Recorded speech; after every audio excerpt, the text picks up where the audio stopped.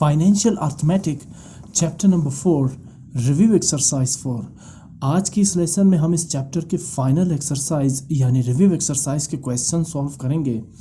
इस एक्सरसाइज को सॉल्व करने से पहले मैं थोड़ी सी डिटेल बता दूं इन एक्सरसाइजेस से रिलेटेड जो हर चैप्टर के एंड में होता है यानी फाइनल एक्सरसाइज होता है। रिव्यू एक्सरसाइज दरअसल निचोड़ होता है इस चैप्टर में मौजूद सारे एक्सरसाइजेस और उन सब कंटेंट का जो इस चैप्टर से रिलेटेड है। अब इस चैप्टर में हमने 5 एक्सरसाइजेस पढ़े थे 4.1, 2, 3, 4 एंड 5। अब उन सब का जो निचोड़ है एक तरह से रिव्यू जो है वो आपको इस एक्सरसाइज में मिलेगा। इस एक्सरसाइज में 4.1, 4.2, 4.3, 4.4 और 4.5 से रिलेटेड सारे कंटेंट से पर मौजूद पर मबनी कुछ क्वेश्चंस आपके सामने आएंगे। क्वेश्चंस की सॉल्यूशन की तरफ आते हैं। क्वेश्चन नंबर 1 है फिल इन द ब्लैंक्स और इसमें लिखा हुआ है select the correct answer for the given statements. इसमें सबसे पहला पार्ट है the concession on a return price is called.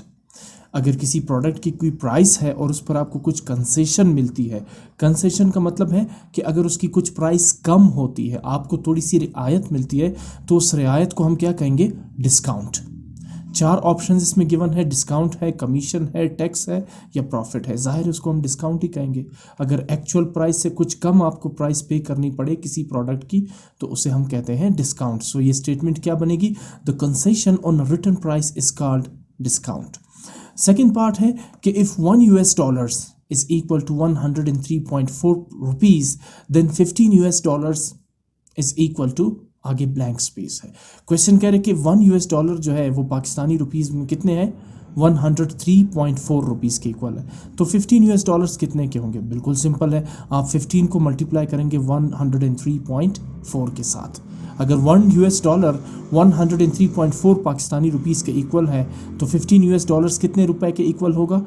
आप सिंपली 15 को मल्टीप्लाई करेंगे 103.4 से। जब आप इसे मल्टीप्लाई करेंगे 15 मल्टीप्लाई बाय 103.4 तो इनका प्रोडक्ट होगा 1551। तो अगर $1 103.4 रुपीज़ के इक्वल है तो $15 होंगे 1551 रुपीज़ के। अच्छा जी, थर्ड पार्ट है if principal amount P is equal to 14,500 and markup rate or profit rate is equal to 6%, time period T is equal to 4 years, then find profit or markup I। इसमें जो मैंने नाम लिए हैं principal amount, इसको हम denote करते हैं P से, और R को हम कहते हैं मार्कअप रेट या प्रॉफिट रेट जो 6% है। टाइम पीरियड कितना है? 4 इयर्स है। और मार्कअप या प्रॉफिट या इंटरेस्ट इस अमाउंट पर कितनी मिलेगी वो आपने फाइंड करना है। अच्छा, ये प्रिंसिपल अमाउंट को यूँ समझे, इससे रिलेटेड हम क्वेश्चंस कर चुके हैं। यूँ समझे कि प्रिंसिपल अमाउंट वो अमाउंट है जो आपने बैंक में रख दी और आपको उस पर प्रॉफिट चाहिए, ठीक है ना। अच्छा, किस रेट पे प्रॉफिट चाहिए आपको? आपके अपनी अमाउंट पर 6% प्रॉफिट चाहिए। और कितने साल के लिए आपने रखी है? 4 साल के लिए ये अमाउंट आपने रखी है। तो आपको अमाउंट कितनी मिलेगी? प्रॉफिट की अमाउंट कितनी होगी? 14,500 पर। अगर 6% प्रॉफिट रेट हो तो फिर आपको इंटरेस्ट या प्रॉफिट अमाउंट कितनी मिलेगी ये आपने फाइंड करना है। 4 ऑप्शंस गिवन है आपके पास। फर्स्ट ऑप्शन है 3,520, सेकंड है 3,500, थर्ड ऑप्शन है 3,480 और फोर्थ है 3,460। तो यहाँ मैंने इसको बाकायदा आपके लिए सॉल्व किया है ताकि आपको पता चले कि इसमें सही ऑप्शन कौन सा है। मैंने सॉल्व किया है उसी तरह से जिस तरह उस क्वेश्चंस में हमने सॉल्व किए, एक्सरसाइज में हमने क्वेश्चन सॉल्व किए थे। मैं सबसे पहले इस पे लिखूँगा प्रिंसिपल अमाउंट जिसे हम डिनोट करते हैं P से, और प्रिंसिपल अमाउंट जो है वो कितनी है? 14,500। मार्कअप रेट या प्रॉफिट रेट इसे हम डिनोट करते हैं स्मॉल लेटर R से। उसको एक्सरसाइज में भी हमने इसी तरह ही इन क्वेश्चंस को सॉल्व किया था। 4.2 या 4.3 की बात कर रहा हूँ मैं। तो प्रॉफिट या मार्कअप रेट जो है वो 6% है। टाइम पीरियड कितने साल के लिए है इसे डिनोट करते हैं T से, 4 इयर्स है। प्रॉफिट और मार्कअप इसे डिनोट करते हैं I से। ये यानी कि आपको कितने रुपए मिलेंगे। ये प्रॉफिट रेट परसेंटेज में होती है जबकि प्रॉफिट या मार्कअप रुपयों में होती है कि कितने रुपए आपको प्रॉफिट मिलेगा 6% के हिसाब से 14,500 रुपीज़ पर 4 साल के दौरान। ठीक है ना। सो सिंपल प्रॉफिट या मार्कअप फाइंड करने के लिए जो फार्मूला है वो ये है, markup I is equal to principal amount multiply by markup rate या profit rate multiply by the time period. इन तीनों को मल्टीप्लाई करेंगे तो आपके पास मार्कअप या प्रॉफिट अमाउंट कैलकुलेट हो जाएगी। So I is equal to P R T. What is I? Markup और प्रॉफिट। और what is P? Principal amount which is 14,500 multiply by markup rate और प्रॉफिट रेट जिसे हम डिनोट करते हैं आर से। ये कितना है? 6% है। और टी टाइम पीरियड कितने साल है? 4 ईयर्स। अगले स्टेप में आप 6% को लिखेंगे 6/100, ठीक है ना, जो कि फ्रैक्शनल फॉर्म है 6% का, यानी 6/100 मल्टीप्लाई बाय 4। अच्छा, 100 के 2 जीरोस को मैं 14,500 के 2 जीरोस के साथ कैंसिल आउट कर दूंगा। अब मेरे पास नंबर्स रह गए 145 मल्टीप्लाई बाय 6 मल्टीप्लाई बाय 4। इन तीनों को जब आप मल्टीप्लाई करेंगे तो आपके पास आंसर आएगा 3,480 रुपीज़। यानी अगर आपके बैंक में पड़े हुए हैं 14,500 रुपीज़, ठीक है ना, और उस पर आपको मार्कअप रेट मिल रहा है 6%, 4 साल में आपकी प्रॉफिट कितनी होगी या आपको मार्कअप अमाउंट कितना मिलेगा? 3,480। तो ऑप्शन कौन सा सही है? ऑप्शन नंबर सी या ऑप्शन नंबर 3 इसमें ठीक है, जिसे मैंने रेड टेक्स्ट से हाईलाइट किया है। अच्छा जी, फोर्थ पार्ट है, if annual taxable income of a person is 90,000 rupees then at the rate of 6% the income tax is. आपने इनकम टैक्स फाइंड करना है एक ऐसे शख्स की जिसकी जो एनुअल टैक्सेबल इनकम है, यानी वो अमाउंट जिस पर टैक्स लग सकता है वो है 90,000। अच्छा, इसमें ये क्वेश्चन अगर आप कंपेयर करें तो ये जो एक्सरसाइज 4.5 था, जो लास्ट एक्सरसाइज हमने किया था, ये तकरीबन उसी क्वेश्चंस के ज़मरे में आता है, टैक्स जो पे करना था। तो उसमें तो यहाँ पर तो ऑलरेडी वो अमाउंट गिवन है जो टैक्सेबल अमाउंट है, ठीक है ना। तो हम प्रॉपर उस मेथड से इसको सॉल्व नहीं करेंगे जिस तरह उस क्वेश्चंस में किया था, बल्कि यहाँ 50% क्वेश्चन आपको सॉल्व करके दिया गया है। यहाँ तो हमें ये भी नहीं पता है कि उसकी सालाना इनकम कितनी है जिससे हम इस शख्स को स्लैब में रख सके। याद है आपको जो स्लैब्स थे, बिजनेस स्लैब्स अलग थे और सैलरी स्लैब्स अलग थे। तो यहाँ पर सिंपली अमाउंट गिवन है, ठीक है ना, जो टैक्सेबल अमाउंट है वो कितनी है? 90,000, और इस पर टैक्स कितना लग रहा है? 6%। तो आप बताएं इसका इनकम टैक्स कितना होगा? तो सिंपली आपने 6% ऑफ 90,000 फाइंड करना है, ठीक है ना। तो मैंने ये सॉल्व करके भी दिया। 4 ऑप्शंस गिवन है, 5,300, 5,400, 5,500 और 5,600। इसमें से एक ऑप्शन सही होगा, उसके लिए मैं इस क्वेश्चन को सॉल्व करता हूँ। चूंकि मैं फाइंड कर रहा हूँ 6% ऑफ 90,000, सो मैं लिखूंगा 6% ऑफ 90,000 इक्वल 6% मल्टीप्लाई बाई 90,000। अब मल्टीप्लाई बाई 90,000 का मतलब ही यही है 6% ऑफ 90,000। आप जिस भी नंबर का परसेंटेज फाइंड करते हैं, आप परसेंटेज को उस नंबर के साथ मल्टीप्लाई करते हैं, और इसे रीड कैसे करते हैं? जैसे यहाँ पर 6% ऑफ 90,000। अगले स्टेप में चूंकि आप 6% ऑफ 90,000 फाइंड कर रहे हैं, तो आप 6% को लिखेंगे फ्रैक्शनल फॉर्म में, विच इज 6/100। इसके बाद मैं 100 के 2 जीरोस को कैंसिल आउट कर दूंगा 90,000 के जीरोस के साथ। ये देखें, 100 के 2 जीरोस कैंसिल आउट हो जाएंगे 90,000 के 2 जीरोस के साथ। अब मेरे पास नंबर रह गया 6 मल्टीप्लाई बाई 900। तो 6 मल्टीप्लाई बाई 900 इज़ 5,400। इसका मतलब यह है कि अगर उसकी टैक्स एनुअल टैक्सेबल इनकम 90,000 है तो उस पर उसे कितना टैक्स देना पड़ेगा? 5,400 रुपीज़, ठीक है ना। तो ये ऑप्शन बी जो है वो इसका सही ऑप्शन होगा, जिसे मैंने रेड से हाईलाइट किया है। यहाँ देखिए, उसकी एनुअल इनकम वगैरह कुछ भी नहीं दी गई है, तो लिहाजा आप ये नहीं कर सकते कि इसको आप उस मेथड से सॉल्व करें जो 4.5 में हमने लेंथी मेथड अप्लाई किया था, जिसमें पहले उसकी मंथली इनकम गिवन थी, फिर उसे हम कैलकुलेट करते थे ईयरली इनकम, फिर उसके बाद हम उसको कैटेगराइज करते कि ये किस कैटेगरी में फॉल करता है, स्लैब 1 में, स्लैब 2 में, स्लैब 3 में या 4 में। यहाँ ऐसा कुछ भी नहीं है। सिंपली आपके पास एनुअल टैक्सेबल इनकम गिवन है 90,000 और इसका आपने 6% इनकम टैक्स फाइंड करना है। तो आप सिंपली 90,000 का 6% कैलकुलेट करेंगे और आपके पास आंसर आ जाएगा। अगर यहाँ पे जिक्र होता कि उसकी एनुअल या मंथली इनकम ये है, तब आप इस क्वेश्चन को उसी मेथड से सॉल्व करते जिस मेथड से आपने 4.5 के लॉन्ग क्वेश्चन सॉल्व किए थे, जिसमें एनुअल इनकम या मंथली इनकम गिवन थी, फिर आपने उसी हिसाब से उसका इनकम टैक्स अमाउंट फाइंड करना था। एनी हाउ, फिफ्थ पार्ट की तरफ चलते हैं। A property dealer helps to sell a house for ₹6,50,000 and got 2% two way commission. The property dealer will get, बहुत सिंपल क्वेश्चन है ये, हमारे रोज़मर्रा के मामलात में भी हम इस चीज़ को देखते हैं कि अगर एक प्रॉपर्टी डीलर है, वो एक घर बेचता है घर के मालिक से भी, और जो नया ऑनर होगा जिसने ख़रीदा है, फ़रोख्त करने वाला और ख़रीदने वाला दोनों से 2% कमीशन वो लेगा। घर के अमाउंट का 2% कमीशन वो दोनों से लेगा।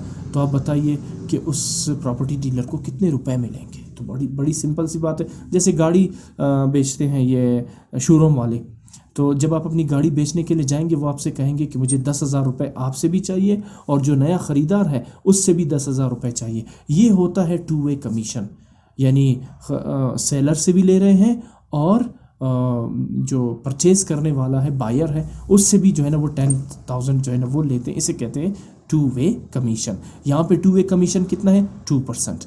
तो टोटल अमाउंट कितनी है? 6,50,000। तो इसका मतलब ये हुआ कि आप 2% फाइंड करेंगे 6,50,000 का। ये 2% एक पे करेगा और उतने ही अमाउंट दूसरा भी पे करेगा जो नया बायर होगा, यानी जो नया मालिक होगा उस घर का। इसका मतलब है टोटल कितना परसेंट कमीशन मिलेगा प्रॉपर्टी डीलर को? 4%। 2% सेलर और 2% जो न्यू बायर होगा, तो टोटल कमीशन बनेगा 4%। सो एक्चुअली हम फाइंड कर रहे हैं 4% ऑफ 6,50,000। इसे 4 ऑप्शन गिवन है। अगेन 26,000 है पहला, 39,000 है, तीसरा है 52,000 और चौथा है 65,000। लग रहा है आपको कि पहला ऑप्शन सही है? बिल्कुल, बिकॉज मैंने इसको सॉल्व करके वेरीफाई किया है। सोल्यूशन में मैंने लिखा है a 2% two way commission means the property dealer receives 2% from both the buyer and the seller totalling 4% commission on the deal. यानी एक से भी 2% लेगा और जो नया बायर होगा उससे भी 2% लेगा। इसका मतलब है उसे टोटल 4% कमीशन मिलेगा। जितना कमीशन सेलर दे रहा है उतना ही कमीशन बायर देगा, तो टोटल बना 4% कमीशन। मैं इसका टेक्स्ट कलर चेंज कर देता हूँ बिकॉज ये सोल्यूशन जो है वो सिर्फ कंसेप्ट क्लियर करने के लिए है, ठीक है ना। तो सोल्यूशन मैंने आपसे कहा कि 4% ऑफ 650,000 फाइंड करना है। तो 4% ऑफ 650,000 का मतलब होगा 4% मल्टीप्लाई बाय 650,000 या 6,50,000। अगले स्टेप में एज यूजुअल आप 4% को लिखेंगे 4/100 which is the fractional form of 4%, और उसके बाद आप 100 के 2 ज़ीरोज़ को कैंसिल आउट कर देंगे 6,50,000 के 2 ज़ीरोज़ के साथ। ये कैंसिलेशन प्रॉपर्टी थी जो आपने अप्लाई कर दी, और अब आपके पास नंबर्स है 4 मल्टीप्लाई बाय 6,500। इन्हें मल्टीप्लाई करेंगे तो यू विल गेट 26,000। इसका मतलब है कि अगर उस प्रॉपर्टी डीलर को 2 वे कमीशन मिलता है या 4% कमीशन मिलता है घर की कीमत 6,50,000 का, तो उसे कमीशन कितना मिलेगा? ए पार्टी भी यानी बायर भी देगा 13,000 और सेलर भी 13,000 देगा। 13 + 13 26,000 रुपीज़ जो है वो उसका कमीशन बन जाएगा प्रॉपर्टी डीलर का। आते हैं 6 पार्ट की तरफ। बहुत सिंपल है। The tax imposed on income is called property tax, ज़कात, उशर और इनकम टैक्स। जाहिर है इनकम पे लगने वाला टैक्स को हम कहते हैं इनकम टैक्स, इसमें कोई दो राय नहीं है। प्रॉपर्टी पे लगने वाला टैक्स जो है वो प्रॉपर्टी टैक्स होता है। इसके बाद ज़कात और उशर, ये 2 इस्लामिक टर्म्स है, तो लिहाजा यहाँ पर जो टैक्स लगने वाला है वो है इनकम टैक्स, जो इनकम पर लगती है। अच्छा जी, 7th पार्ट है। Cost price of a car is 500,000 और 5 lakh rupees and is sold at 10% profit, the selling price is. बहुत ही सिंपल क्वेश्चन है। एक गाड़ी है जिसकी कीमत 5 लाख रुपए है, 5 लाख रुपीज़ है, उसे 10% प्रॉफिट पे बेचा गया, तो अब गाड़ी की नई प्राइस कितनी होगी? आप उसकी जो कॉस्ट प्राइस है उसमें प्रॉफिट ऐड कर देंगे, लेकिन उससे पहले आपने ये फाइंड करना है कि प्रॉफिट 10% कॉस्ट प्राइस 5 लाख का कितना बनता है, कितने रुपए बनते हैं। 4 ऑप्शंस गिवन है, 4,50,000, 5 लाख, 5,50,000 एंड 6 लाख। ये ऑप्शन भी तो बिल्कुल पॉसिबल ही नहीं हो सकता बिकॉज ये cost price of the car है। अगर गाड़ी 10% प्रॉफिट पे बिकी है, सेल हुई है, तो क्या वही 5 लाख ही पे करने पड़ेंगे? तो इसको तो बिल्कुल बीच में से निकाल ही देते हैं। ऑप्शन ए भी गलत है बिकॉज गाड़ी की प्राइस ही 5 लाख है, तो प्रॉफिट 10% के बावजूद 4,50,000 पे कैसे? इम्पॉसिबल। यहाँ लॉस नहीं हुआ है, प्रॉफिट हुआ है। ऑप्शन ए और बी तो बिल्कुल निकाल ही दें। सी और डी पर आते हैं कि कौन सा ऑप्शन सही होगा। इसके लिए मुझे क्या करना पड़ेगा? इस क्वेश्चन को सॉल्व करना पड़ेगा। इसके लिए मैंने लिखी cost price of the car is 500,000, या 5 लाख रुपीस। प्रॉफिट परसेंटेज कितना है 10%। आपने मालूम करना है प्रॉफिट अमाउंट, कितने रुपए प्रॉफिट मिला है। परसेंटेज तो है 10%, लेकिन ये 10% 5 लाख के कितने रुपए बनते हैं, इसे पढ़ेंगे profit amount. Selling price, profit के बाद गाड़ी की नई कीमतें, फरोख्त यानी सेलिंग प्राइस क्या होगी। इसके लिए फार्मूला है, we know that profit percentage is equal to profit upon cost price multiply by 100। ये फार्मूले सारे हम पढ़ चुके हैं। अब इसमें वैल्यूज पुट करते हैं। यहाँ कुछ क्वांटिटीज़ है, ये पहली क्वांटिटी होगी प्रॉफिट परसेंटेज, दूसरी क्वांटिटी प्रॉफिट होगी और तीसरी क्वांटिटी कॉस्ट प्राइस है। इसमें दो क्वांटिटीज़ गिवन है आपके पास। जैसे प्रॉफिट परसेंटेज कितना है 10%। अच्छा, ये परसेंटेज जो है ना, ये यहाँ पर मैंने लिखा नहीं है, वो इसलिए नहीं लिखा है बिकॉज अगर आप यहाँ पर भी परसेंटेज सिंबल ऐड कर देंगे तो प्रॉफिट अपॉन 500,000 मल्टीप्लाई बाय 100%, आप इस फ्रैक्शन को 100 से मल्टीप्लाई कर रहे हैं तो इसका मतलब है आप प्रॉफिट परसेंटेज ही फाइंड कर रहे हैं ना, तो 100% यहाँ पे लिखेंगे। परसेंटेज और परसेंटेज साइन आपस में कैंसल आउट होंगे, लिहाजा इसे यहाँ पर लिखने की ज़रूरत ही नहीं है। वैसे भी आप जो है ना वो प्रॉफिट फाइंड कर रहे हैं, परसेंटेज तो फाइंड ही नहीं कर रहे, तो लिहाजा यहाँ से वो जो परसेंटेज सिंबल है वो ऑटोमेटिकली एलिमिनेट हो जाएगा। अच्छा जी, इसमें वैल्यूज पुट करें। प्रॉफिट परसेंटेज कितनी है 10 और कॉस्ट प्राइस कितनी है 500,000। प्रॉफिट आप यहाँ से निकाल दें, फाइंड कर सकते हैं। कैसे फाइंड करेंगे, अगले स्टेप में मैं कैंसिल आउट करने जा रहा हूँ 100 के ज़ीरोज़ को 500,000 यानी 5 लाख के ज़ीरोज़ के साथ। डबल ज़ीरो मैंने कैंसिल आउट कर दिए। अब मेरे पास नंबर रह जाएगा 10 अपॉन प्रॉफिट ओवर 5,000। यहाँ 1 वो खुद ही एलिमिनेट हो जाएगा, ठीक है ना, यानी 1 मल्टीप्लाई बाय 5,000, या 1 अगर है भी तो उसे हम लिखते नहीं है, अंडरस्टूड है कि यहाँ पे 1 एग्जिस्ट करता है। एनी हाउ ये फ्रैक्शन बन जाएगा प्रॉफिट ओवर 5,000। अच्छा, 5,000 यहाँ डिवाइड हो रहा है डिनोमिनेटर पे राइट साइड पे, तो लेफ्ट साइड पे मल्टीप्लाई कर देंगे। एक जो आपने स्कूल में पढ़ा है ये मेथड, दूसरा ये कि आप दोनों साइड्स को, इस इक्वेशन के दोनों साइड्स को 5,000 से मल्टीप्लाई करें। यहाँ राइट साइड पे 5,000 और 5,000 कैंसिल आउट हो जाएंगे, जबकि लेफ्ट साइड पर आपके पास इक्वेशन रहेगी 10 multiply by 5,000। So this implies 10 multiply by 5,000 is equal to profit. या ये 5,000 राइट साइड पे मल्टीप्लाई हो रहा है इस इक्वल के, इसे जब आप लेफ्ट साइड पे 10 के पास ले जाएंगे तो 5,000 10 के साथ मल्टीप्लाई हो जाएगा, बिकॉज डिवीजन का जो अपोजिट या रिवर्स प्रोसेस है वो है मल्टीप्लिकेशन। और इसके बाद 10 मल्टीप्लाई बाय 5,000 इज 50,000 प्रॉफिट। गाड़ी पे प्रॉफिट कितना मिला 50,000। उस सूरत में जब गाड़ी की कॉस्ट प्राइस 500,000 होगी, 5 लाख रुपीज़ होगी, और आप उसे 10% प्रॉफिट पे सेल करेंगे तो आपको प्रॉफिट कितना मिलेगा 50,000 रुपीज़ आपको मिलेगा प्रॉफिट, ठीक है ना। इसके बाद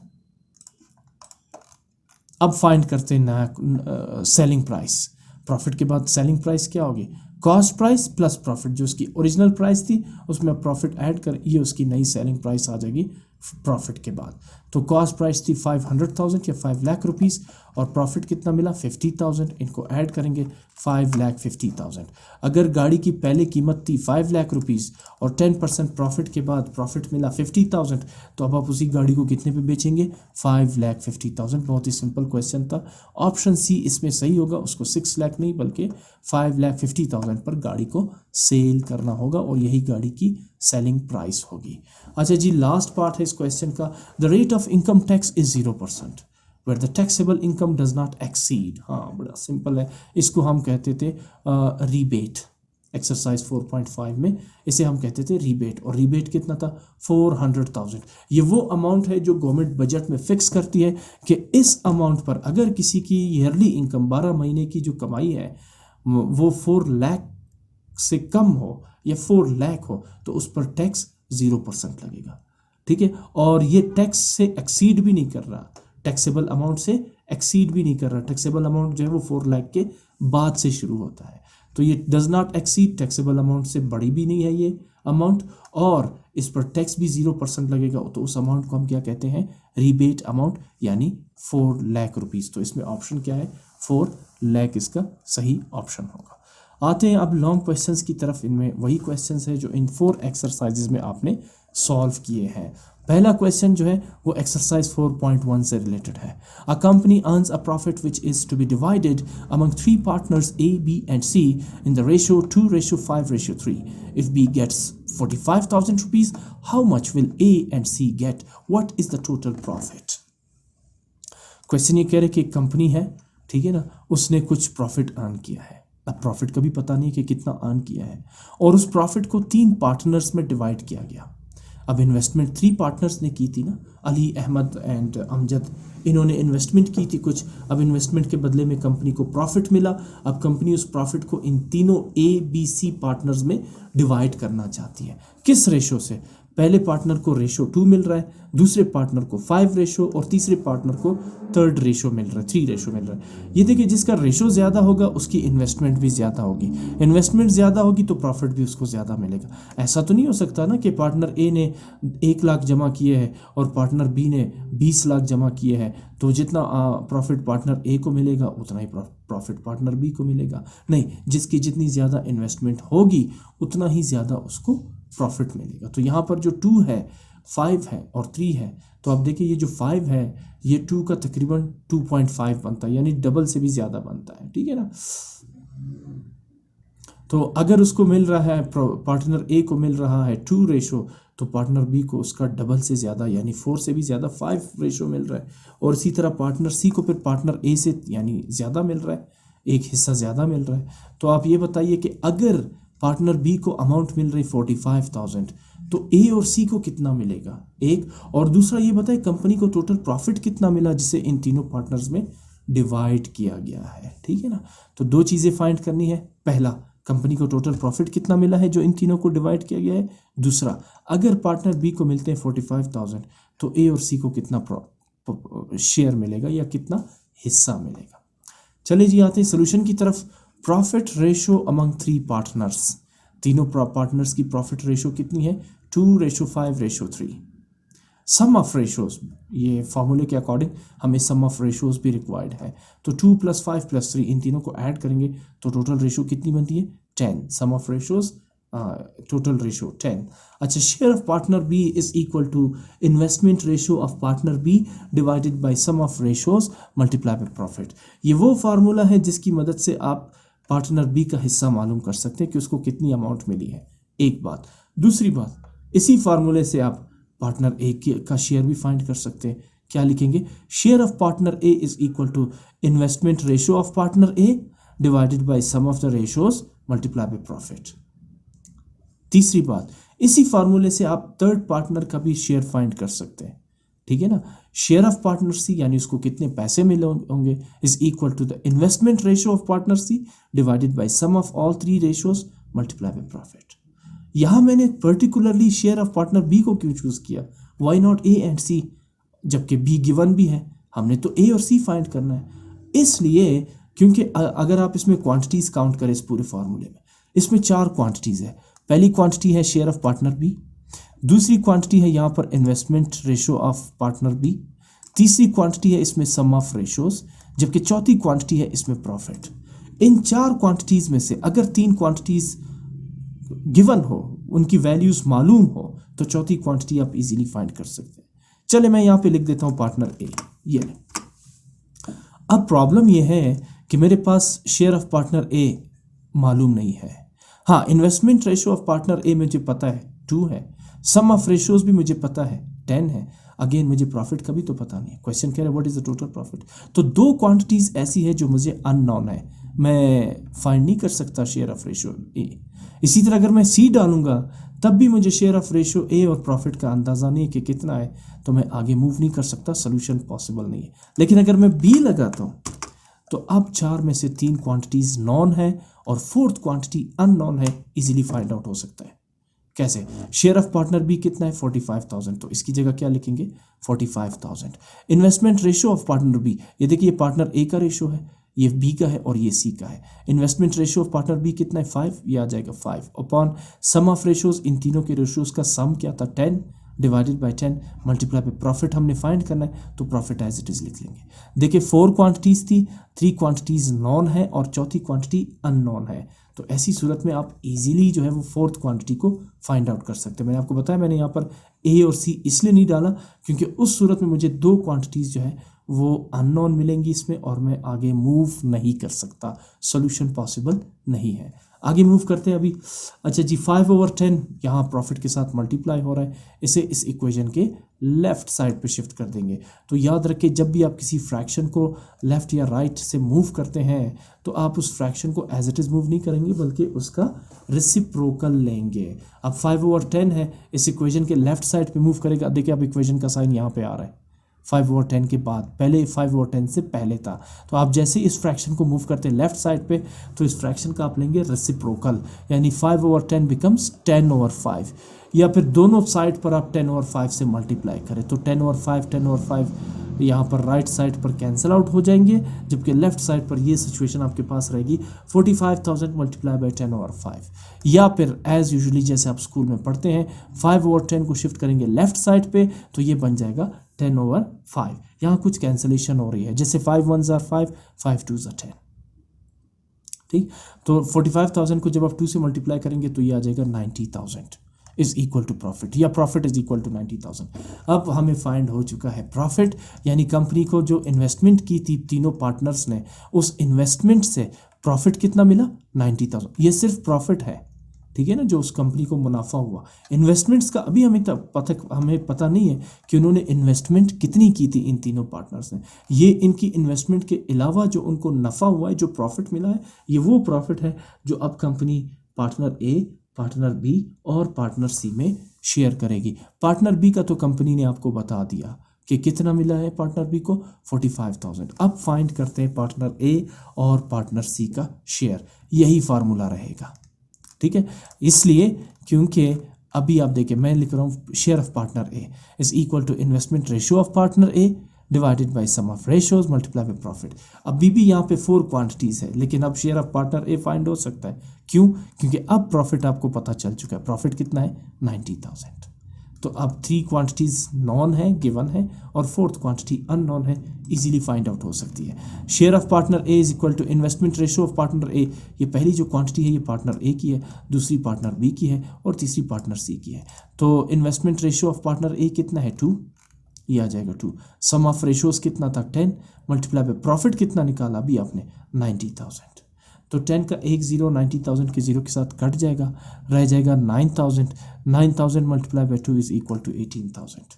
पार्टनर ए का शेयर कितना होगा 18,000। पार्टनर बी का शेयर कितना था 45,000। फाइंड करते हैं पार्टनर सी का शेयर। अगेन वही फार्मूला रहेगा, share of partner C is equal to investment ratio of partner C divided by sum of ratios multiply by profit. Investment ratio of partner C कितनी थी 3 divided by sum of ratios कितना है 10 multiply by profit कितना है 90,000। Again 10 का एक zero 90,000 के zero के साथ कैंसिल आउट हो जाएगा, तो मेरे पास नंबर रह गया 9,000 मल्टीप्लाई बाय 3, 9 3s are 27,000। तो पार्टनर सी को कितना शेयर मिलेगा 27,000। टोटल प्रॉफिट कितना था 90,000। पार्टनर ए को कितना शेयर मिला 18,000। पार्टनर बी को कितना शेयर मिला 45,000 और पार्टनर सी को कितना शेयर मिला 27,000। सबसे कम शेयर किसका है पार्टनर ए का है, और सबसे ज़्यादा शेयर किसका है पार्टनर बी का है। बिकॉज आप इनके रेशोज़ भी तो देखें, पार्टनर ए का सबसे कम रेशो है 2, फिर उसके बाद पार्टनर सी है 3 और सबसे बड़ा रेशो है पार्टनर बी का 5 यानी 45,000। सी को कितना मिला, सी को मिला था 27,000 और ए को 18,000। इन तीनों को ऐड करेंगे तो टोटल प्रॉफिट आ जाएगा, ठीक है ना। ये देखिए 18 + 27 45, 45 + 45 90। ये वो टोटल प्रॉफिट था जो कंपनी ने इन तीनों में 2:5:3 के हिसाब से डिवाइड कर दिया। मूव करते क्वेश्चन 3 की तरफ। Calculate markup for RS 85,000 for 3 years at 6% per annum। वही है, what is 85,000 principal amount. First करें आपने बैंक में रखी है 85,000 रुपीज़ जो आपकी प्रिंसिपल अमाउंट है। कितने टाइम के लिए रखी है 3 years के लिए, तो टाइम पीरियड T = 3 years। किस परसेंटेज पे आपको प्रॉफिट या मार्कअप रेट मिल रहा है 6% पे। तो मार्कअप रेट या प्रॉफिट रेट को हम डिनोट करते हैं स्मॉल लेटर r से, वो है 6%। आपने फाइंड क्या करना है, मार्कअप अमाउंट फाइंड करनी है। कितना अमाउंट आपको, कितने रुपए का प्रॉफिट आपको मिला। परसेंटेज तो गिवन है ना 6%, लेकिन ये 6% 85,500 का कितना बनता है, कितने रुपए बनते हैं। तो अगेन वी नो दैट वही फार्मूला जो अभी थोड़ी देर पहले हमने किया, मार्कअप को हम डिनोट करते हैं I से, Interest or markup amount I is equal to PRT. P, principal amount 85,000, R, markup rate 6% and T, time period 3. अगले स्टेप में आप 6% को लिखेंगे 6/100. अब 100 के 2 zeros को मैं कैंसिल आउट करने जा रहा हूँ 85,500 के डबल ज़ीरोस के साथ. तो अब मेरे पास नंबर्स रह गए 855 मल्टीप्लाइड बाय 6 मल्टीप्लाइड बाय 3. इन तीनों को मल्टीप्लाई करेंगे तो मार्कअप अमाउंट और profit amount I is equal to 15,390. ये वो प्रॉफिट मिलेगा उस शख्स को जिसने 85,000 रुपीज़ जो है वो 6% पर एनम के हिसाब से यानी 1 साल के हिसाब से 3 सालों के लिए बैंक में डिपॉजिट की होगी. तो उस पर उसे प्रॉफिट मार्कअप कितना मिलेगा 15,390 6% के हिसाब से. क्वेश्चन नंबर 4 है which is the greater discount, a single discount of 20% और 2 सक्सेसिव डिस्काउंट ऑफ 12% एंड 8%. आप एक प्रोडक्ट लेना चाहते हैं, उस पर 2 तरह के आपको डिस्काउंट्स मिल रहे हैं, ठीक है ना. ऑनर या शॉपकीपर आपको कहता है कि भाई आपको इस प्रोडक्ट पे एक सिंगल डिस्काउंट 20% का चाहिए या डबल डिस्काउंट 12% और फिर उसके बाद 8%. अच्छा 12 और 8% का ये होगा कि फ़र्ज़ करें प्रोडक्ट पे पहले आपको मिलता है 12%, फिर आप उस प्रोडक्ट की वही प्राइस पर 8% नहीं डिस्काउंट लेंगे बल्कि प्रोडक्ट की प्राइस 12% कम करके फिर उस पर 8% फिर प्राइस कम करेंगे, फिर आप वो प्रोडक्ट परचेज करेंगे. तो कौन सा फ़ायदे में रहेगा, क्या सिंगल डिस्काउंट 20% या डबल सक्सेसिव डिस्काउंट 12% एंड 8%. वैसे तो दोनों 20% लग रहे हैं, फिर भी आपको फ़ायदा किस में होगा. इसे फाइंड करने के लिए हमें पता नहीं है कि एक प्रोडक्ट की कीमत कितनी है, तो कंसीडर करते हैं. फॉर एग्जांपल मैं मिसाल लेता हूँ. Let the cost price of product is 100 rupees, ठीक है ना. कॉस्ट प्राइस उस प्रोडक्ट की कीमत कितनी है 100 रुपये है. तो मैं सबसे पहले सिंगल डिस्काउंट फाइंड करता हूँ. आपको कौन सा डिस्काउंट फ़ायदे में रहेगा, सिंगल डिस्काउंट या सक्सेसिव 2 डिस्काउंट्स. तो सबसे पहले मैं 20% फाइंड करता हूँ. 20% discount is equal to 20% discount का मतलब क्या होगा 20% ऑफ 100 रुपीज़ ना. उस प्रोडक्ट की जितनी प्राइस है उसका 20% आप कम कर देंगे, इसी को तो डिस्काउंट कहते हैं. तो 20% मल्टीप्लाई बाय 100. अब 20% को लिखेंगे फ्रैक्शनल फॉर्म में यानी 20/100 मल्टीप्लाई बाय 100. या कैंसलेशन प्रॉपर्टी अप्लाई करेंगे तो 100 के साथ कट जाएगा. तो आपके पास अमाउंट कितनी रह जाएगी 20. यानी अगर एक चीज़ की कीमत 100 रुपीज़ है उस पर आपको मिलता है 20% डिस्काउंट, तो उसकी जो प्राइस है वो कितनी डिक्रीज़ हो जाएगी 20 रुपीज़. और अब उसकी प्राइस कितनी होगी, remaining amount 100 minus 20% discount is equal to 80 rupees. अगर आपने उस प्रोडक्ट को अभी परचेज करना है तो आप उसके लिए कितनी कीमत पे करेंगे 20 रुपीज़. अब आते हैं 2 सक्सेसिव डिस्काउंट पर. Now for successive 12% and 8% discounts. सबसे पहले फाइंड करते हैं उस प्रोडक्ट जिसकी कीमत है 100 रुपये, 100 रुपीज़, उस पर लगाते हैं 12% डिस्काउंट. तो 12% discount is equal to 12% multiply by 100. Again 12% को आप लिखेंगे फ्रैक्शनल फॉर्म में विच इज़ 12/100, ठीक है ना. सॉरी मैंने 8 लिख दिया, ये है 12. अच्छा 100 के साथ अगेन कैंसिल आउट हो जाएगा, ठीक है ना. ये देखिए 100 के साथ जैसे 20% 20 रुपीज़ बनते थे वैसे ही 12% 100 रुपीज़ का 12 रुपीज़ ही बनता है. 100 के साथ कैंसिल आउट होने के बाद 12 रह जाएगा. इसका मतलब ये है कि अगर उस प्रोडक्ट की कीमत 100 रुपीज़ है, आपको मिले 12% डिस्काउंट, तो उसकी प्राइस कितनी कम हो जाएगी 12 रुपीज़. अब आप उस प्रोडक्ट को परचेज़ करने के लिए कितनी अमाउंट पे करेंगे 100 माइनस 12 यानी 88 रुपीज़. लेकिन रुक जाइए, आपको तो डबल सक्सेसिव डिस्काउंट चाहिए. पहले आपने लिया 12%, अब फर्दर वो आपसे कह रहे हैं कि अब आपको 8% और चाहिए क्योंकि आपको तो 20% डिस्काउंट चाहिए ना. आप ये सोच रहे हैं कि क्या मुझे डबल सिंगल डिस्काउंट 20% का प्रॉफिट में रहेगा या 2 सक्सेसिव डिस्काउंट्स ऑफ 12% एंड 8%. जब 12% डिस्काउंट मिला तो 100 रुपीज़ डिक्रीज़ होके 88 रुपीज़ बन गई, ठीक है ना, उस प्रोडक्ट की कीमत. अब फर्दर 88% का फाइंड करते हैं 8% डिस्काउंट, क्योंकि अब आपको इस प्रोडक्ट पे मिला है 8% डिस्काउंट. तो 8% ऑफ 88 और फिर परसेंटेज को आप लिखेंगे फ्रैक्शनल फॉर्म में. 8% is equal to 8/100 multiply by 88. अच्छा 88 8 आर 704/100. 704 को आप 100 से डिवाइड करेंगे तो यू विल गेट 7.04. अब 88 रुपीज़ पर अगर आपको 8% डिस्काउंट मिलता है तो कितने रुपए डिस्काउंट मिले आपको ₹7 या 7.04 रुपीज़। तो अब प्रोडक्ट की कीमत कितनी रह जाएगी? Remaining amount 88 minus 8% discount 7.04 is equal to 80.96। अब आप उस प्रोडक्ट की कितनी कीमत अदा करेंगे 2 सक्सेसिव डिस्काउंट्स के बाद? 12% एंड 8% के बाद 80.96 रुपीज़। आपको जब एक डिस्काउंट मिला था, सिंगल डिस्काउंट 20% का, उस वक्त आप कितना पे कर रहे थे इसके लिए? 80 रुपीज़। और 2 सक्सेसिव डिस्काउंट के बाद आपको कितना पे करना पड़ेगा? 80.96। तो कौन सा फ़ायदे में रहेगा? सिंगल डिस्काउंट फ़ायदे में रहेगा, बिकॉज सिंगल डिस्काउंट से प्राइस आ जाती है 80 पर।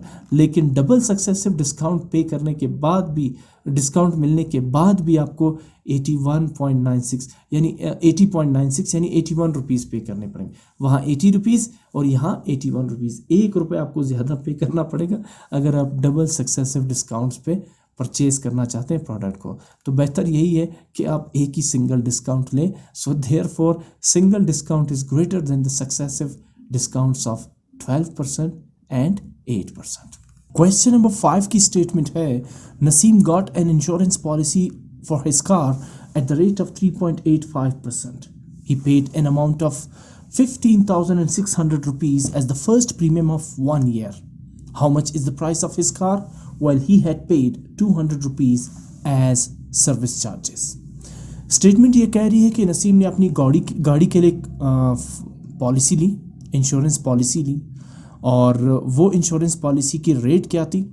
3.85% इंश्योरेंस पॉलिसी का रेट था। उसके बाद उसने अमाउंट पे की 15,600 as the first premium of 1 year. आपको पता है इससे रिलेटेड क्वेश्चंस हम कर चुके थे। 1 ईयर प्रीमियम का मतलब है 1 साल की इंस्टॉलमेंट। कितनी पे की उसने? 15,600 रुपीज़। अच्छा, अब आपको लग रहा होगा कि ये 15,600 रुपीज़ उसकी जो गाड़ी की कीमत है, नसीम की गाड़ी की कीमत है, उसका 3.85% बनता है। ठीक है ना? यहाँ तक तो यही लग रहा है, यहाँ से लेकर यहाँ तक स्टेटमेंट का यही मतलब समझ आ रहा है कि नसीम ने जो पहले साल प्रीमियम पे की या किस्त अदा की, वो उसकी गाड़ी की कीमत का 3.85% था, और वो अमाउंट कितनी बन रही थी? 15,600। लेकिन रुकिए, आगे क्वेश्चन ये कह रहे हैं कि how much is the price of his car. ये तो ठीक है, हम फाइंड करेंगे। While he had paid 200 rupees as service charges. तो आपको पता है कि जो क्वेश्चन हम कर रहे थे उसमें जो इंश्योरेंस पॉलिसी जब गाड़ी के लिए ली जाती थी, उसमें 200 रुपीज़ जो है वो एक छोटी सी अमाउंट होती थी सर्विस चार्जेस की। अब नसीम ने जो प्रीमियम पे की है 1 ईयर की, उसमें 200 रुपीज़ सर्विस चार्जेस भी शामिल है, क्योंकि जब ये प्रीमियम पे की जाती है यानी 1 ईयर की इंस्टॉलमेंट पे की जाती है, प्रीमियम का मतलब यहाँ पे इंस्टॉलमेंट है, तो उसमें सर्विस चार्जेस भी शामिल होते हैं। इसका मतलब ये है कि ये जो 15,600 है, ये उस गाड़ी की कीमत का 3.85% नहीं बनता, बल्कि इसमें 200 रुपीज़ सर्विस चार्जेस भी शामिल है। तो फिर गाड़ी की कीमत का 3.85% कितना अमाउंट बनेगा? वो अमाउंट बनेगा 15,400, यानी इसमें से हम 200 रुपीज़ सर्विस चार्जेस के निकाल देंगे। नसीम ने अपनी गाड़ी के लिए इंश्योरेंस पॉलिसी ली और उसने अपनी गाड़ी की कीमत का 3.85% जो है वो एज अ फर्स्ट प्रीमियम पे कर दिया। अब उसकी गाड़ी का 3.85% कितने अमाउंट बन रहे हैं? 15,400। यहाँ 15,600 इसलिए काउंट नहीं करेंगे 3.85% of his car price, because इसमें 200 रुपीज़ सर्विस चार्जेस भी शामिल है। पता कैसे चला? एक तो ये कि यहाँ पर लिखा हुआ ही हैड पेड, यानी वो अमाउंट पे कर चुका है। दूसरा, इस टाइप के क्वेश्चन जिसमें हम गाड़ी के लिए इंश्योरेंस पॉलिसी से रिलेटेड क्वेश्चन सॉल्व कर रहे थे, उसमें ये हमने किया था कि जब फर्स्ट प्रीमियम यानी 1 साल की इंस्टॉलमेंट अदा की जाती है, उसमें सर्विस चार्जेस 200 रुपीज़ भी इंक्लूड थे। तो लिहाजा 200 रुपीज़ आप इससे एक्सक्लूड करेंगे, निकालेंगे, तो अमाउंट रह जाएगी 15,400। अब ये 15,400 क्या है? ये गाड़ी की कीमत का 3.85% है। आपने इस क्वेश्चन में ये बताना है कि गाड़ी की कीमत कितनी होगी अगर उस कीमत का 3.85% रुपीज़ बनते हैं 15,400 रुपीज़। आई थिंक आपको क्वेश्चन की स्टेटमेंट समझ आ चुकी होगी। इस टाइप के क्वेश्चंस हम पहले भी कर चुके हैं। अच्छा, तो यहाँ मैं स्टार्ट लूँगा सोल्यूशन में। Let the price of Naseem's car is X rupees. हमें चूँकि पता नहीं है, यूजुअली मैथमेटिक्स में जब कोई अननोन क्वांटिटी आप फाइंड करते हैं तो उसे अज्यूम करते हैं XYZ PQRS से, ठीक है ना। तो मैंने यहाँ पे लिखा है let the price of Naseem's car, जो आपने फाइंड करनी है प्राइस कार की, उससे मैंने अज्यूम किया XRS X रुपीज़। X यहाँ पर अननोन है जिसे आपने फाइंड करना है। अच्छा, फर्स्ट प्रीमियम, पहले साल की इंस्टॉलमेंट कितनी दी नसीम ने? 15,600 रुपीज़। अच्छा, इसमें सर्विस चार्जेस कितने शामिल हैं? 200 रुपीज़। तो first premium without service charges कितने होंगे? यानी 15,600 से आप सर्विस चार्जेस 200 माइनस करेंगे, अमाउंट जो रह जाएगी 15,400, ये होगी 3.85% प्राइस ऑफ द नसीम्स कार, ठीक है ना। नसीम की गाड़ी की कीमत का 3.85% कितना बन रहा है? 15,400 रुपीज़ बन रहे हैं, ठीक है। अच्छा, रेट ऑफ प्रीमियम कितना है, यानी किस रेट से नसीम ने इंस्टॉलमेंट पे की है अपनी गाड़ी की कीमत का? 3.85%, इसे हम कहेंगे rate of premium. We know that 3.85% of the price of the car is 15,400।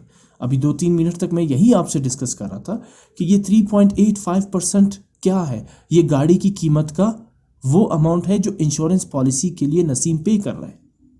3.85% Naseem अपनी गाड़ी की कीमत का इंश्योरेंस पे कर रहा है। गाड़ी की कीमत 100% होगी, अब 100% में से सिर्फ 3.85% Naseem as a first premium, first year premium या 1 ईयर प्रीमियम, पहले साल जो उसने इंस्टॉलमेंट दी इंश्योरेंस पॉलिसी की मद में, वो अपनी गाड़ी का 3.85% पे किया। और वो अमाउंट कितनी बन रही, ये तो रेट है यानी परसेंटेज है, ये अमाउंट कितनी बनती है गाड़ी की कीमत का? 15,400 रुपीज़ बनती है। तो ये एक तरह से ये स्टेटमेंट सही है। We know that 3.85% of the price of the car is 15,400। ये वो अमाउंट है जो नसीम ने 1 साल के बाद एज अ फर्स्ट प्रीमियम पे कर दी है, ठीक है। अच्छा, अब इसमें इसे ज़रा मैथमेटिकल फॉर्म में फर्दर एक्सप्रेस करते हैं स्टेटमेंट को। 3.85% of the price of the car means 3.85% multiply by price of the car. Price of the car आपने क्या अज्यूम किया था? X। सो यहाँ पे इक्वेशन बनेगी 3.85% multiplied by X is equal to 15,400। मैं फिर यहाँ एक दफ़ा बता दूँ कि यहाँ 15,600 में नहीं लिखूँगा बिकॉज इसमें से 200 सर्विस चार्जेस हैं। तो एग्जैक्ट गाड़ी की प्राइस का कितना परसेंट अमाउंट जो है वो नसीम ने एज अ फर्स्ट प्रीमियम पे किया? वो 3.85%। और पैसे कितने बनते, रुपए कितने बनते? 15,400। अपनी गाड़ी के ओरिजिनल कीमत का 15,400 उसने एज अ फर्स्ट प्रीमियम यानी 1 साल की किस्त की मद में पे किए। अच्छा, ये इंश्योरेंस पॉलिसी आपको पता है इसलिए ली जाती है, इस पर हम डिटेल से बात कर चुके हैं कि ये आपकी गाड़ी के तहफ़्फ़ुज़ के लिए होता है और ये ख़ास लिमिट के लिए होती है। फ़र्ज़ करें 3 साल के लिए, 4 साल के लिए, 5 साल के लिए, तो आप हर साल उसकी मद में अपनी गाड़ी की इंस्टॉलमेंट इंश्योरेंस पॉलिसी की मद में कुछ अमाउंट, पर्टिकुलर अमाउंट पे करते हैं। जो पहला जो होता है फर्स्ट प्रीमियम जिसको कहते हैं हम, यानी पहले साल की जो इंस्टॉलमेंट होती है वो गाड़ी की कीमत का कुछ परसेंट होता है। जैसे यहाँ पे गाड़ी की कीमत का 3.85% है, अगले साल फिर गाड़ी की कीमत 10% कम हो जाएगी, तो फिर वो जो अमाउंट आप पे करते हैं वो भी 15,400 नहीं रहेगी बल्कि वो उससे कम हो जाएगी क्योंकि गाड़ी की कीमत कम हुई। फिर उसके अगले साल फिर 10% गाड़ी की कीमत कम होती जाती है। और ये इंश्योरेंस आपकी गाड़ी की प्रोटेक्शन के लिए होता है। अगर गाड़ी को खुदा न ख्वास्ता चोरी किया जाता है या कोई ऐसा हादसा पेश आता है जिससे गाड़ी बिल्कुल नाकारा हो जाती है, तो इंश्योरेंस पॉलिसी के ड्यूरेशन में कंपनी आपको आपकी गाड़ी की कीमत पे करने की पाबंद होती है। ये होती है इंश्योरेंस पॉलिसी। बहरहाल इसको हम 4.5 में डिटेल के साथ डिस्कस कर चुके हैं। एनी हाउ आगे चलते हैं। Since we are finding X और X क्या है? Price of the car. तो ये जो 3.85% है, सबसे पहले मैं इसे फ्रैक्शनल फॉर्म में लिखूंगा, ये बनेगा 3.85 अपॉन 100।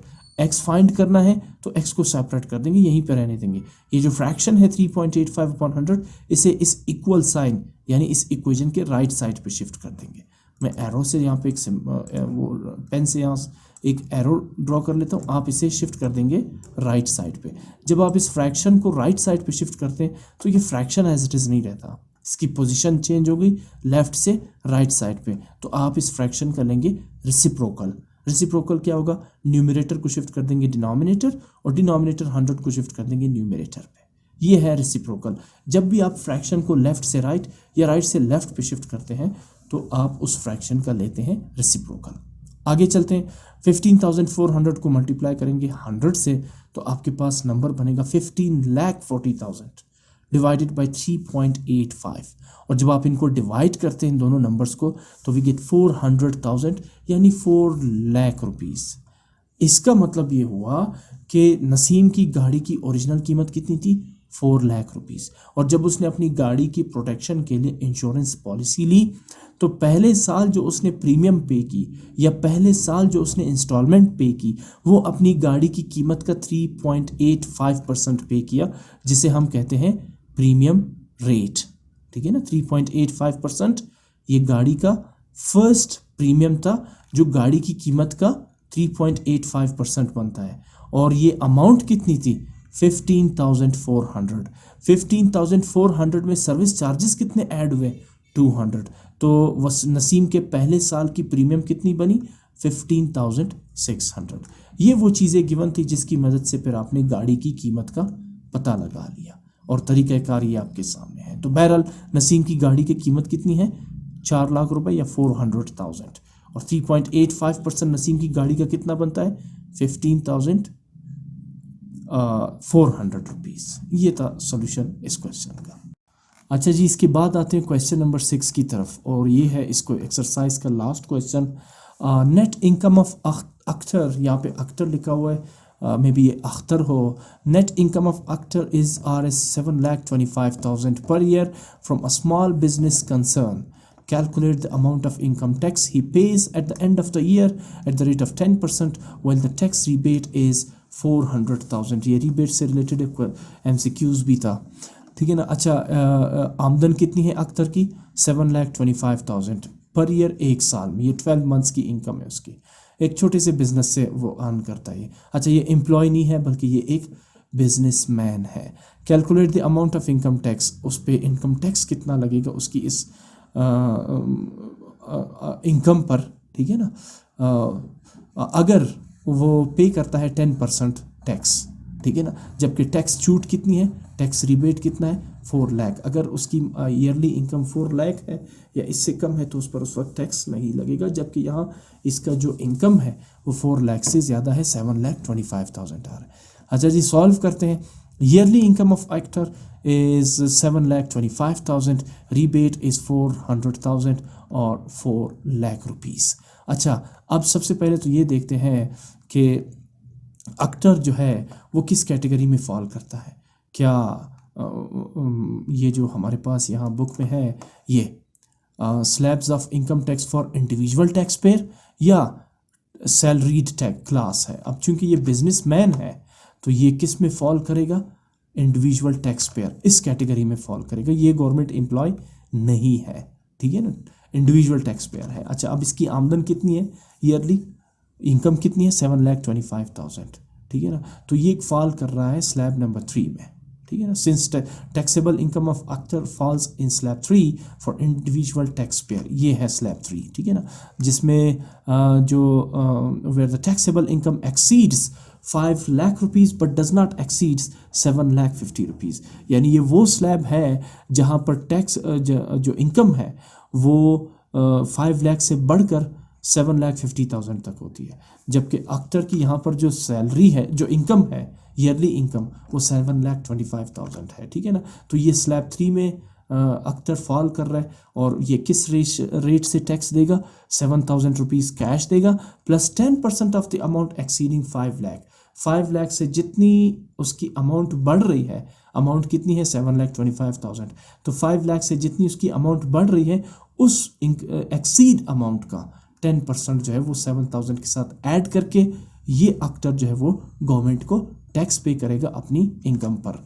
तो अब चूंकि अख्तर जो है उसकी जो इनकम है ईयरली इनकम वो 7,25,000 है, तो therefore amount of income tax is equal to 7,000 यहाँ इसके according plus 10% of the amount exceeding 5 lakh rupees, ठीक है ना, 500,000। तो income tax is equal to 7,000 cash होगा प्लस 10% ऑफ एक्सीडिंग 500,000 को कैसे फाइंड करेंगे? यानी वो अमाउंट जो 500,000 यानी 5 लाख से ज़्यादा है अख्तर के इनकम का, वो कैसे फाइंड करेंगे? अख्तर्स इनकम 7,25,000 माइनस 5 लाख, डिफरेंस कितना आएगा?